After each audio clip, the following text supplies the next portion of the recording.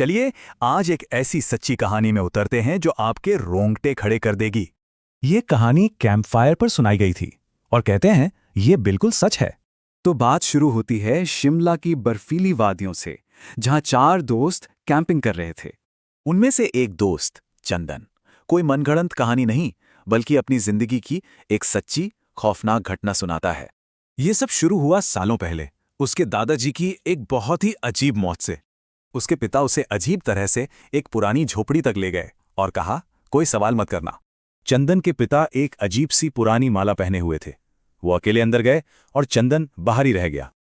अब अंधेरे में से झांककर चंदन ने अंदर का राज जानने की कोशिश की। अंदर जमीन में एक बड़ी दरार थी जिसके आसपास हड्डियां और कुछ डरावने चित्र बिखरे पड़े थे। बाद में चंदन से रहा नहीं गया। वो झोपड़ी में वापस गया और पीछे की एक खिड़की खोल दी। उसी रात जब सब सो रहे थे, एक जानवर जैसी चीज दादाजी की लाश पर चढ़ रही थी।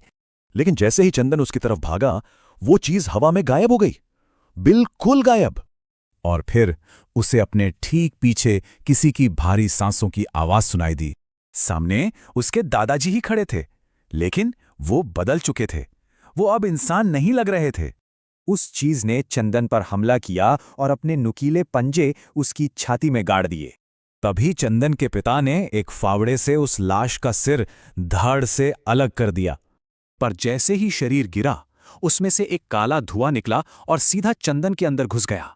फौरन एक पंडित जी को बुलाया गया। उन्होंने चंदन की आंखों में देखा और सब कुछ समझ गए। पंडित जी ने बताया कि ये एक नर्राह प्रेत है, एक बहुत पुरानी जिद्दी आत्मा। पंडित जी ने यह भी समझाया कि खिड़की खोलकर चंदन ने ही उस प्रेत को आजाद किया था। तो उस प्रेत को काबू में रखने के लिए चंदन पर एक शर्त लगाई गई, एक 12 साल का श्राप।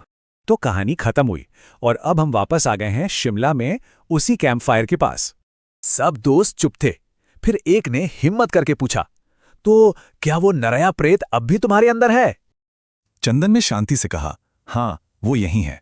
और जैसे ही उसने ये कहा, आग की रोशनी में उसकी आंखें अजीब तरह से चमकने लगीं।